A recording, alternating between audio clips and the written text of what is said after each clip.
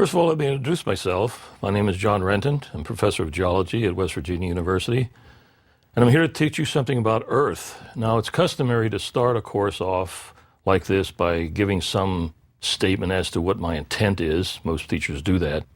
And let me tell you what my intent is not. My intent is not to turn you into a geologist, because I'm sure you have a profession of your own. But about several weeks ago, I received an email from one of my former students that I think spells out beautifully just what my intent really is. This student was in my class 30 years ago, now lives in California, as you'll see in a moment. And here was his email. We had a shake here a few minutes ago, a jolt that rocked the house and told me the epicenter must have been close by. Checking the USGS website indicated it was just off the Golden Gate, 8 miles down. But this time I was on my computer, and I thought I'd Google you up and tell you how fortunate I feel for having taken your classes in geology in 1973 when I was a freshman at WVU. Though I never became a geologist, I often draw upon what you lectured about when I'm cruising around California, which has some of the most dramatic terrain in the world. I can explain to my daughter why this beach has sand and that beach has rocks, or how it is that rivers' courses are the way they are. Well, she thinks I'm pretty bright. But in fact, I'm just passing on what I got from physical geology. To finish, I'd just like to say that hardly a week passes that something doesn't cause me to think about your classes. And so I think that really spells it out. What I'd like you to get out of this course is information that you will take with you for the rest of your life, wherever you go in the world. I don't care whether it's a trip to the office or on vacation, so that you can look at the world that passes you by in a little bit different fashion, understanding it better, appreciating it better. So if you do that, then my intent will be fulfilled.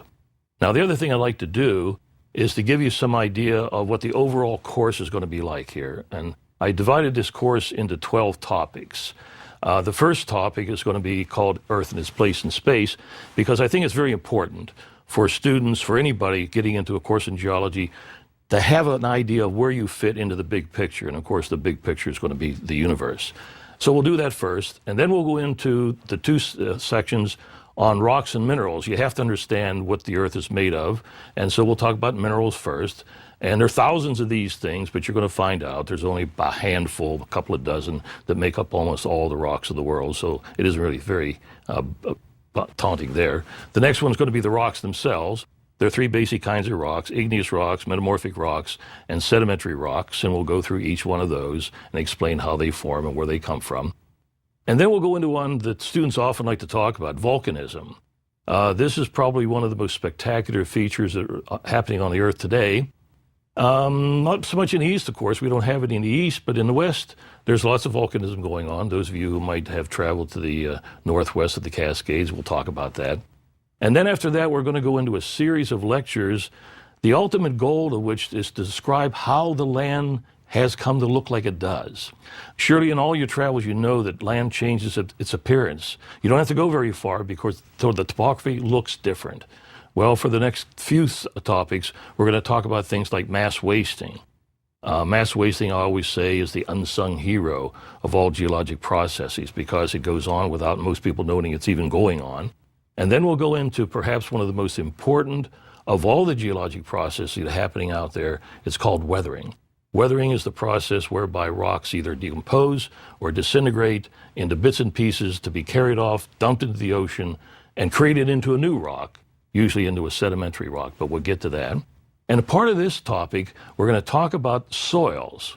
Now, the reason why is because soils are made from the products of weathering. And the reason why I want to take it up in this course is because without soils, you and I wouldn't be here, and you'll see why when we get to it. Then finally, we'll talk about the sculpting of the land. The processes that do the sculpting we call erosion. Streams are the number one. Anywhere you go, anywhere that water can exist, streams are the number one agent of erosion. So when you go out there and you look at the land, most of what you're looking at is the result of the combination of mass wasting and streams having done their thing. But there's also glaciers where they exist. They're very, very good. It just obviously they don't exist very many places except where it's cold. And then we'll finally go into the wind. The wind is sort of number three, but it's a distant number three. It's given credit for doing an awful lot of things it really doesn't do, and we'll talk about that. And then the next topic I take up, I'm going to talk about groundwater. Now, I had to pick and choose as to what we were going to cover in the course. I picked groundwater because this water now provides half of all the drinking water in the United States. And it's going to become more and more important as years go on. And we've got to remember that it's a non-renewable resource, and we've got to protect it and use it wisely, something we've not been known for in the past. But anyway, I want to talk about groundwater so you have a real feeling for what that's all about.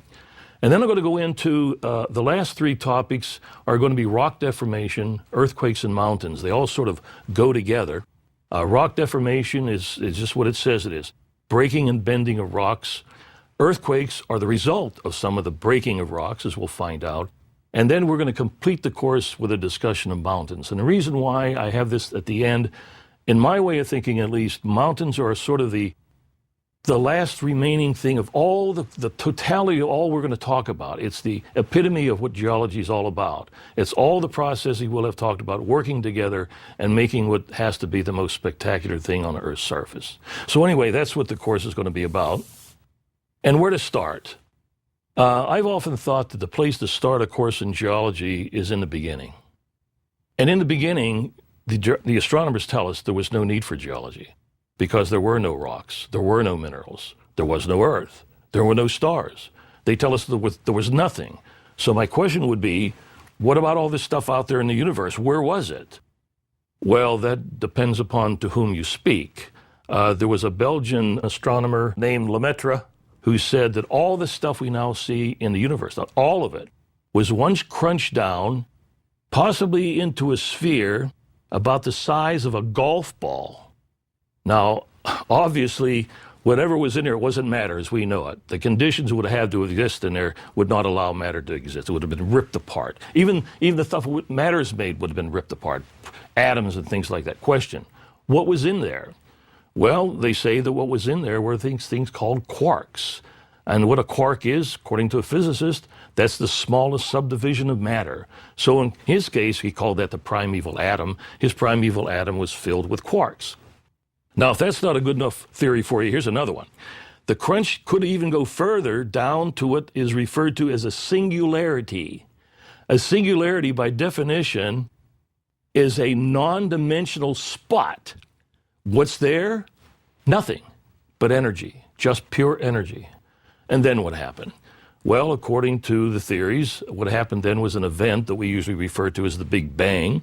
The Big Bang, what was it? Well, it again depends upon whether you believe in the primeval atom or the singularity. In the case of the primeval atom, the picture is that it exploded. In the case of the singularity, it just started to rapidly expand. Well, let's go to the primeval atom. When this thing exploded, all of a sudden, picture rushing out into space in all directions, these quarks. Now, there are 6 kinds of quarks. This physics has interesting names to these things. Up and down, charm and strange, top and bottom. Don't ask. But anyway, the two are going to be important to us are the ups and downs. Because these are the two that are going to go together to form the 2 fundamental components of atoms, namely protons and neutrons. Now, here's the way it works. The ups are worth plus 2/3 charge. Each up is a plus 2/3 charge. Downs are a minus 1/3 charge. So the way it works is, if you have 2 ups and 1 down, that's 2 times 2, 4/3, plus 1/3 down. If you subtract the 2, you end up with 3/3, which is 1. That forms the proton. That's why protons have charge of 1. On the other hand, if you have 2 downs, minus 2/3, 1 up, plus 2/3, they cancel each other out, and you have no charge, that's called a neutron. So your protons and neutrons are formed from the ups and the downs. And then, of course, what happens to the electrons, they simply are bundles of energy, and we know how that works. Now, the way it works then, now we have protons and neutrons, and these things go together to form the most fundamental atom of all, namely the hydrogen atom, which is 1 proton surrounded by 1 electron. Now, there were neutrons made into helium-2, but apparently there was not very much. The neutrons were used up very, very fast. So in our discussion, we're going to be talking primarily about the generation now of hydrogen atoms going out into space. Protons were being created. Out of the energy alone, electrons were being created, because that's all electrons are, just little bundles of energy. That would have happened with the primeval atom. How about the singularity? There wasn't anything there in the first place. Well, you got to make some matter. And how do you do that?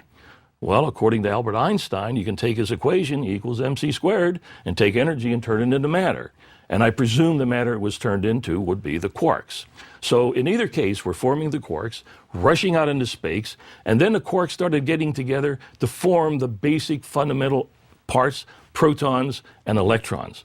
And then they say within probably a half an hour, which always cracks me up in a way, thinking about something that 13.7 billion years ago were broken down into half-hour segments. But they say within a half an hour, these things started getting together to make the most primitive of all atoms, a single proton, surrounded by a single electron, of course, hydrogen. So now if you could just imagine this bubble, if you will, of hydrogen roaring out into space in all directions. What was the next thing that happened? Well, the astronomers say little bundles of hydrogen started getting together. And I never could quite find out what caused them to do that, but they talk about these little bundles of hydrogen that started rotating on themselves. Now, I do know this. Isaac Newton taught us that in space, if you start to turn, which they were turning, you see, a force of gravity was generated perpendicular to the direction they were going, pointing toward the center of rotation. So picture now these little bundles of hydrogen starting to rotate, collapsing on themselves down into some core, and as they collapse down, some of that gravitational energy is being converted into heat. And they say that whenever the heat got up to about 15 million degrees in whatever measurement you want, what happened down in the core is 4 hydrogen atoms got together with 4 electrons to form 1 helium atom. Now, if you look at the mass of the 4 hydrogen atoms and the mass of 1 helium, 4 hydrogens has more mass than 1 helium. So there looks like we had some mass lost here someplace. Well, again, they tell us you can't lose mass, but you can convert it, according to Einstein's equation again. So that little bit of lost mass was converted into energy. So in addition to the helium, you're giving off all this energy, and of course, what we've got now are stars. That's how stars were created. And stars were created through this expanding cloud of hydrogen gas. How much long it went on, we don't know. Maybe a million years, who knows? But sooner or later, the number of stars became so numerous that they started to attract each other. Because again, Isaac Newton taught us that everything in the universe attracts everything in the universe. So they started attracting each other into huge groups of stars called galaxies. Now, how big's a galaxy? How many stars? I really hadn't the slightest idea. Probably billions and billions, as Carl Sagan would have said. Maybe 100 billion, maybe 150 billion into this huge group. And then it started to rotate. Now, things rotates like that starts to flatten out along the rotational axis. I think you probably remember from somewhere in your education that the Earth was, 27 miles shorter in the rotational axis than it is in the equatorial axis? Well, in this case, this mass of stars started collapsing down to form a discus shape. Now, there are all kinds of galaxies, I know, but the astronomers tell us that the general shape of a galaxy is a discus shaped. Most of the stars being located at the center, as you might suspect. And as you get out to the outside edge, the number of stars get fewer and fewer and fewer. Well, of course, we belong. When I say we, our little private star, the sun, belongs to one of these galaxies. We belong, of course, to the Milky Way galaxy. And we're located not all the way out to the outer edge, but pretty far out to the outer edge. It's sort of a neat place to be because it's sort of like standing at the edge of the woods. You can look beyond the edge of the woods, across the field to the next woods on the other side. Well, in this case, we can look beyond the edge of our own galaxy, across space to the next galaxy, which is Andromeda. Had we been in the middle of the galaxy, I suppose we probably couldn't have done that because the stars would have gotten in the way, like the trees would have gotten in the way if you were standing in the middle of the woods. So anyway, now we have this galaxy rotating us on its own axis. Galaxies started to form. How many galaxies are there? Well, again, I really don't know how many galaxies there are. Billions and billions, maybe 100 billion of these things, all rotating on their own axis, all rotating around space, around some point in space, I presume, where the Big Bang occurred, and all moving away from each other. Why? Because the universe is still expanding. We're still in an expanding universe. Question, how long will that go on? Well, again, I think that depends upon to whom you speak. For example, it depends upon how much matter is in the universe. Now, here's the real problem. We don't really know how much matter stuff is in the universe. We can see some of it. We can see stars. We can see planets. We can see those. But then there's the stuff that they call dark matter. We can't see dark matter. What dark matter is just bits and pieces of stuff we're going to talk about, cosmic dust. They're not big enough to give off much light. They don't give off their own light, so we really can't see them. So we call that dark matter. So the idea is that there's, they say, a critical mass of stuff. What that is, I've never had anybody explain to me exactly what critical mass is, but it has to be something beyond which something happens. Well, in this case, they say, if the known amount of mass we can see and the dark matter is less than this critical mass, then they say what will happen is the universe will expand forever. And then what's going to happen? Well, picture the universe expanding forever. It's expanding into space. There's no limits to space. So sooner or later, galaxies are going to get so far away from each other, you're not going to be able to see one from the other. And as they get further away from each other, as we're going to see for long, I'm talking about stars, the stars are going to start dying. And pretty soon, the universe is going to turn into a very cold, dark, dismal place. Not a place I'd think I'd like to be in. But that's if it's an expanding universe. That's called an open universe. On the other hand, if the total amount of known matter and dark matter is greater than this critical mass, what's going to happen is the universe is going to expand until a point is reached when gravity takes over and it says, okay, that's far enough, let's all go back. Now what we have to do is to crunch back, and just picture this now, as the universe collapses on itself, a general term for that is the Big Crunch. This would be the way universes die. What's going to happen? Galaxy is going to crash into galaxy. Star is going to crash into star. Any planets around those stars are going to be in big trouble, and it's going to crash back to, guess where? It's going to crash back to, perhaps, that primeval atom of Lemaitre, or maybe back to that singularity.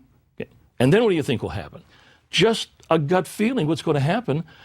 It's going to do it all over again, because the concept of this one is that it's a cycle. It's a big cycle. Now, part of that theory says that we might not be the only universe. Out there could be other universes, some expanding like we are, some undergoing the Big Crunch and dying, others having just got back to the singularity or the primeval atom ready to start again, other primeval atoms or singularities ready to start. And so the idea is that we're not the only ones out there. And that sort of gives me sort of a fuzzy feeling to know that. So that's if we have the critical mass exceeded by.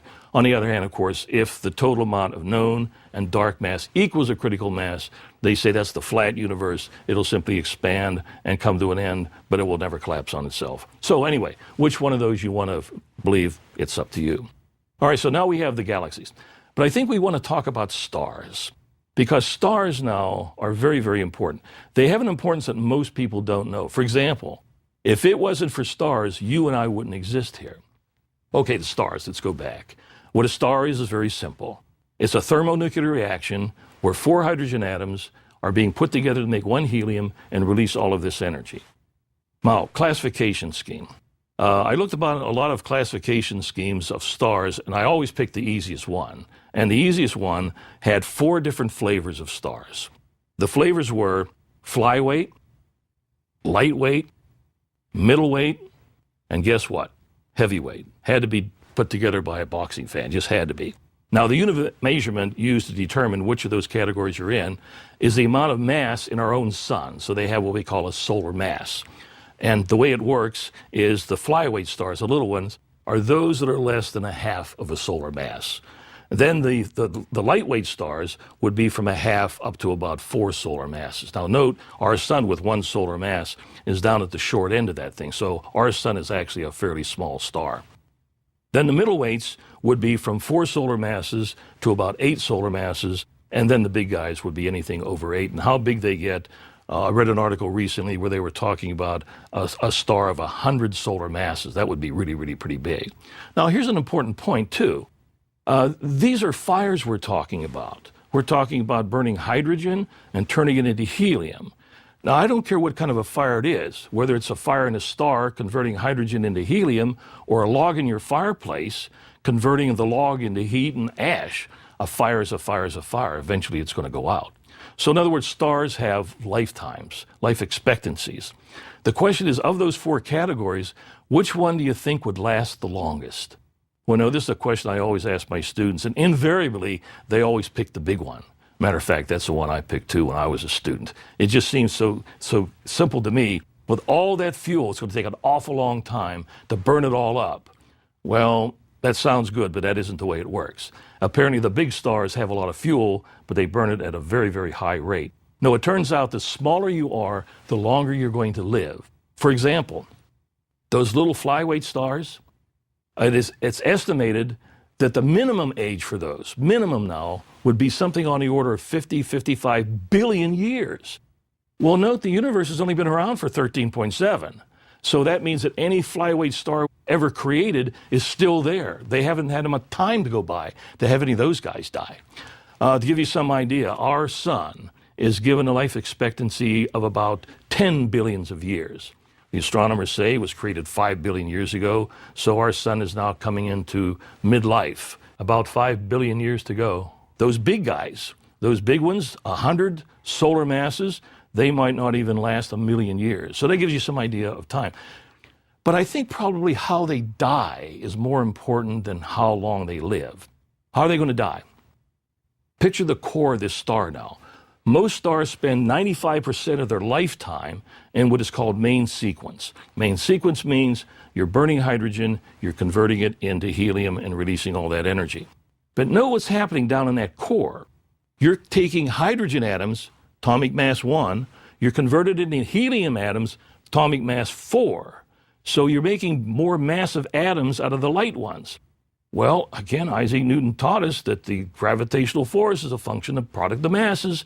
And so the idea is down in that core, as it becomes more and more enriched in the helium, the core starts to collapse on itself and starts to heat up and is heading toward what is known as a white dwarf.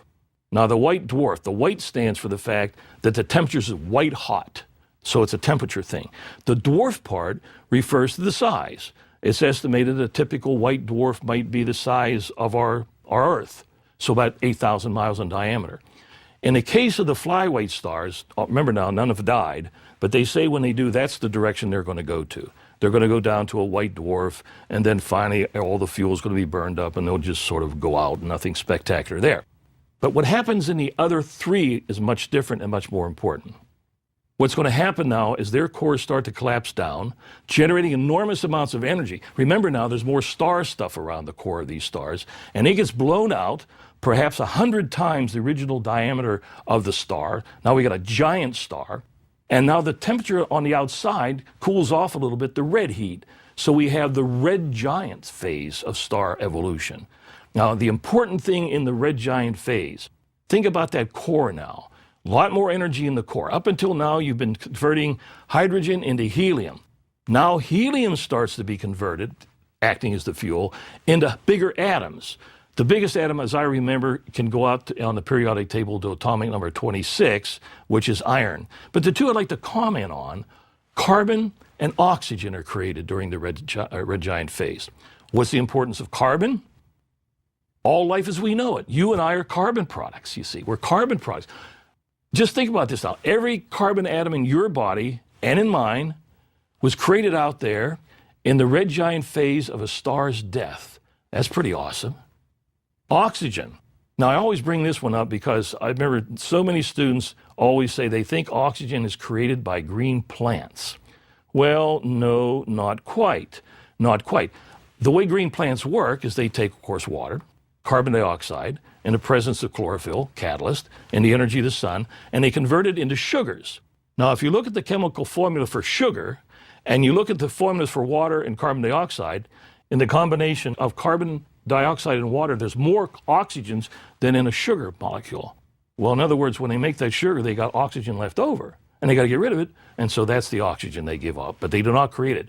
Every molecule of oxygen you breathe into your body and I breathe into mine is made out there in the red giant phase of a star's death. Then what's going to happen? Well, then they say it's going to collapse on itself, this red giant, very, very rapidly. And as it collapses down, it's heading toward the white dwarf. Now, in the case of stars like our sun, and maybe in the smaller middleweight stars, that's probably what's going to happen. It's going to collapse down to the white dwarf, and then the white dwarf is eventually going to burn out. But what happens to the other one, the larger middleweight stars and certainly to the big guys, what's going to happen is they're never going to get that far. They're going to crush down, the energy will be so extreme, they're going to explode and form a supernova. Now here's the importance of a supernova. All of the other elements that we know, natural elements, are going to be created during the supernova. And if from your chemistry, you remember there are 92 natural elements. From number 1, which is hydrogen, to number 92, which is uranium. All the ones beyond that on the periodic table, those are all created as a result of nuclear reactors. They don't occur in nature. But 92, all the 92 elements are created, most of which, many of which at least, are going to be used to make the rocks and minerals. But here's the point I'd like to make. As an undergraduate, I was a chemistry major. I got my undergraduate degree in chemistry. All the chemistry courses I ever took as an undergraduate, and even the graduate courses I took in chemistry, not once did any instructor ever tell me where the elements came from. I had a course entitled The Periodic Table. I had to memorize the periodic table. I had to know every element and everything about it, but never once did anyone ever tell me where they came from. Where else but a course like this would you learn that? So there's where they come from. They come from the deaths of stars. Then what happens, what's left over from those big guys? Well, it depends. Depends upon how much mass is left down there in the core. Could collapse down to the point we form called a neutron star. Picture this now. The crush is so great that electrons get forced into protons, making, of course, a neutron. That would be a neutron star. On the other hand, you can crush down so far that the thing gets so massive, the force of gravity is so great, nothing can be released from it, not even light. And that's how they think black holes start. So anyway, there's your theory. Then what happens? Well, the end product, of course, is going to be the remains of all this stuff. All these dead stars will be blasted out into space, into the cosmos, which is just a fancy word for space. And we're going to create cosmic dust. What's cosmic dust made of? Well, it's made of all the products of those deaths we talked about. There are going to be bits and pieces, for example, of metals, because there's a lot of metals being created. Here, a little bit of trivia for you. I love trivia. Bit of trivia for you. The most abundant single metal in the universe, metal now, is iron. So you got bits and pieces of iron out there, probably copper and all the rest of them. Elements like to get together to form minerals, so there are bits and pieces of minerals out there. Minerals like to get together to form rocks. There are bits and pieces of rocks out there. Now you put those together, that sort of mixture, those are all very dense things, heavy and dense. Well, the density of all that probably averages about 6. But in addition to that, remember, you had an enormous amount of gas. You had all that hydrogen left over. You had oxygen being created. You had helium. You had all carbon dioxide, things like they get together, carbon with hydrogen to make methane. So you had lots and lots of gas blasted out there into the cosmos. But remember now, the temperature out there in the cosmos, what is it, 2 degrees above absolute. So when this gas goes out, it freezes into bits and pieces of ice. So we have what we just referred to as the ices. And the ices are simply bits and pieces of all those gases. Now it's all mixed together and forms this stuff we call cosmic dust. Cosmic dust now fills all the space in between all the stars. So that's what's out there, that dark matter we talked about. Basically, that's what that is. It's cosmic dust. So note we have then a mixture of very dense materials, the rocks, the minerals, and the metals. And then we have the very light materials, all those frozen gases, all mixed together in the cosmic dust. What's the importance of cosmic dust? The importance of cosmic dust is that's where the planets come from. And that's what our next topic is going to be. How are the planets created like Earth? Stay tuned. That's the next topic.